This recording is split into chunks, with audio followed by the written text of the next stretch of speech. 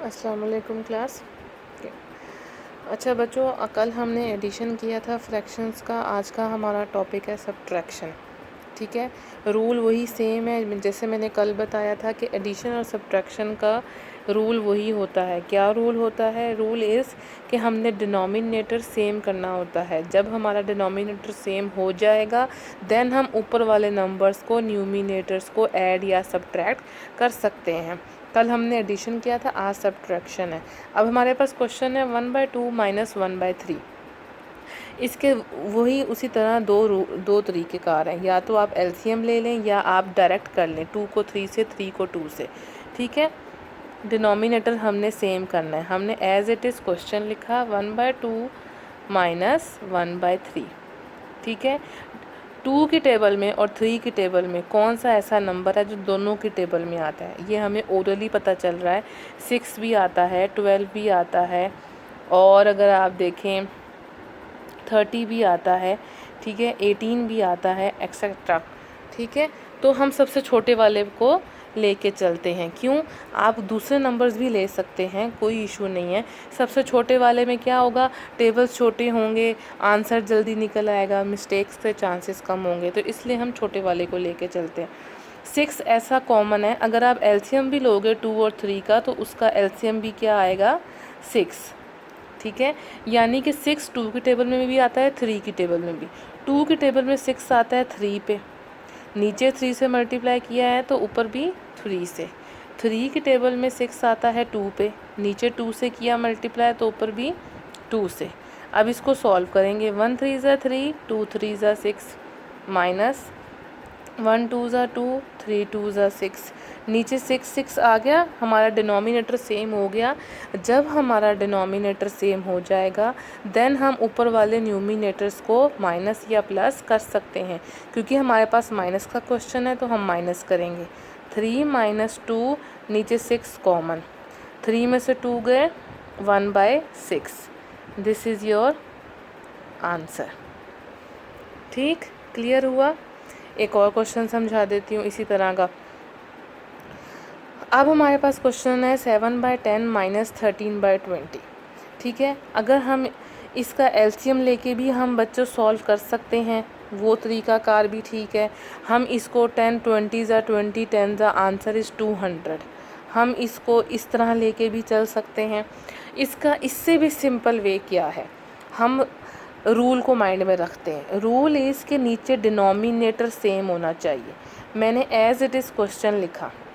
ठीक है, अब इन दोनों डिनोमिनेटर में से छोटा क्या है, 10। 10 की टेबल में 20 कब आता है, 10 2 ज़ा, नीचे 2 से किया है तो ऊपर भी 2 से करेंगे। इसको मैंने चेंज नहीं किया। क्यों नहीं किया, अभी रीज़न देती हूँ, लॉजिक देती हूँ। 7 2 ज़ा 14, 10 2 ज़ा 20, माइनस 13/20 एज इट इज़। अगर अब आप इधर नोट करो तो 20 और 20 डिनोमिनेटर सेम हो गया। जब सिर्फ एक फ्रैक्शन को चेंज करने से हमारा डिनोमिनेटर सेम हो जाए तो हमें क्या ज़रूरत है कि हम दूसरी फ्रैक्शन भी चेंज करें? ज़रूरत तो नहीं है। अगर आप इस तरह के मेथड से करोगे तो वो लॉन्ग मेथड में जाएगा, वो भी ठीक ही आएगा, लेकिन वही रूल कि उसके एंड पे क्रॉस क्या होगी, कटिंग होगी, सिंप्लीफाई होगा वो क्वेश्चन। ठीक है, लाजमी नहीं है कि सिर्फ फर्स्ट फ्रैक्शन ही चेंज करें तो डिनोमिनेटर इक्वल आए। हो सकता है वो किसी क्वेश्चन में आपको ये वाला फ्रैक्शन चेंज करने को दे दे, यहाँ पे 20 हो और यहाँ पे 10 हो, तो आप इस वाली फ्रैक्शन को चेंज करके 20 लेके आओगे। ठीक है, यानी कि कहने का मतलब ये है कि अगर एक साइड एक फ्रैक्शन को चेंज करने से डिनोमिनेटर इक्वल आ जाता है तो हम वो सिंपल वे लेके चल सकते हैं। ठीक है, अब 14 - 13 क्या आंसर आता है, 1/20। This is your answer. मैं आपको यही सेम क्वेश्चन दूसरे मेथड से भी करके दिखाती हूँ। अगर हम 10 और 20 का एलसीएम लें, सपोज़ 2 5 ज़ा 10, 2 10 ज़ा 20, 2 5 ज़ा 10, 5 1 ज़ा 5, 5 1 ज़ा 5, 2 2 ज़ा 4, 4 5 ज़ा 20, एलसीएम क्या आया 20, यानी कि 20 कॉमन है, इधर ऑलरेडी 20 है, तो यानी कि हम सिर्फ 10 को चेंज करेंगे, जैसा कि मैंने आपको इस मेथड में बताया। ठीक है, अगर आप इस मेथड को, इस क्वेश्चन को क्रॉस मल्टीप्लाई के थ्रू सॉल्व करते हैं, यानी कि 10 को 20 से और 20 को 10 से, तब भी वही रूल तरीकाकार है। कैसे? 10 20 ज़ा, इधर 20 से किया है तो ऊपर भी 20 से, माइनस 13/20, 20 मल्टीप्लाई बाय 10, क्रॉस में कर रहे हैं, 20 को 10 से किया तो ऊपर 13 को भी 10 से, 7 0 ज़ा 0, 7 2 ज़ा 14, 10 20 ज़ा 200, 2 1 ज़ा 2, 2 0 हैं तो 2 0, माइनस 13 1 ज़ा 13, 1 0 है 1 0, और 20 10 ज़ा 200।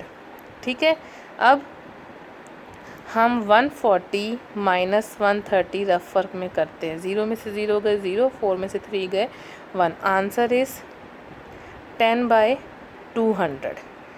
अगर मैंने इस क्वेश्चन को इस मेथड से किया, यानी कि मैंने सिर्फ एक साइड चेंज की, तो हमारा आंसर आ रहा है 1/20। लेकिन अगर मैंने इसको क्रॉस करके सॉल्व किया, यानी अगर मैंने दोनों फ्रैक्शन को भी चेंज कर लिया, तरीकाकार मेथड वही है, रूल वही है, मेरा आंसर आया 10/200।